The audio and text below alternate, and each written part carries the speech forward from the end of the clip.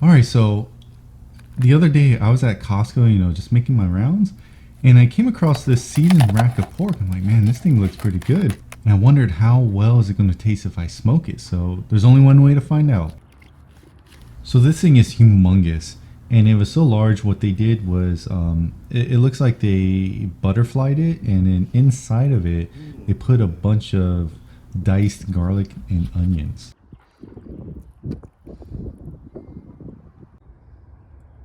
And my grill is now fully set. It takes about maybe 45 minutes to get it set up.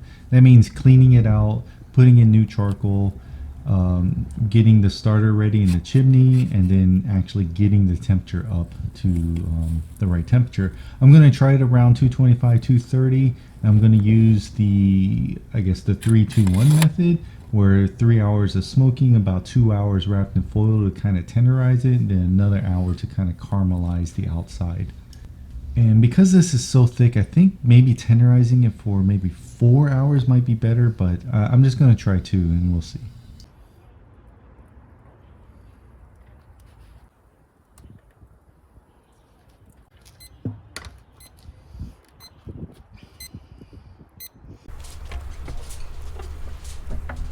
Okay, so these have been smoking for about 3 hours now, and it smells really good. My dog just loves the smell of it too.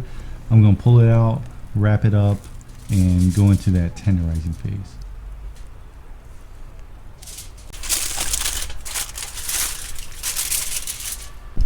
Now, I didn't have any juice on hand, like apple juice, so I'm just gonna try to use some beer.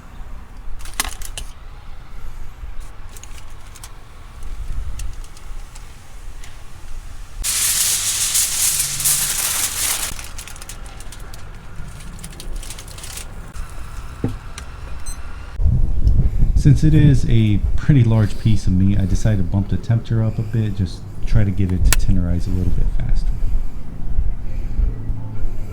Okay, so I let it tenderize for about 30 more minutes, so about 2.5 hours. And that's what I want to see, kind of like the top fat start kind of cracking apart, falling apart. You can see the pullback from the bones, about 1/2 inch to 3/4 of an inch. So far it's looking pretty good.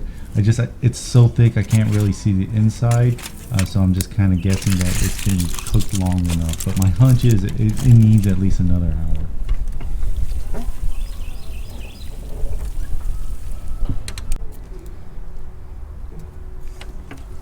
So I add some barbecue sauce on top. So this is going to add a little bit of flavor, but it also, because it caramelizes, it adds a little extra texture. So it kind of puts a little thin bark layer on the top of the meat.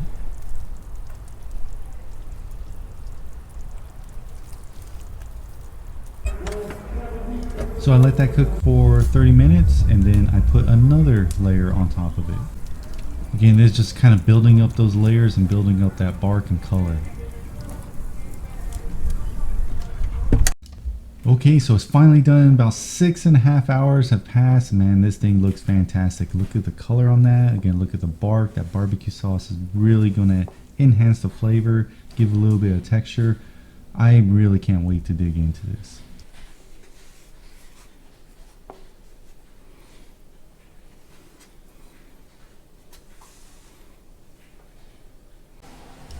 Alright, so I let it rest for about 30 minutes. So even though this has been like butterflied, I still want to give it a lot of time to let those juices get back in there. And you can see there's no juices under the cutting board, so everything's been trapped inside the meat.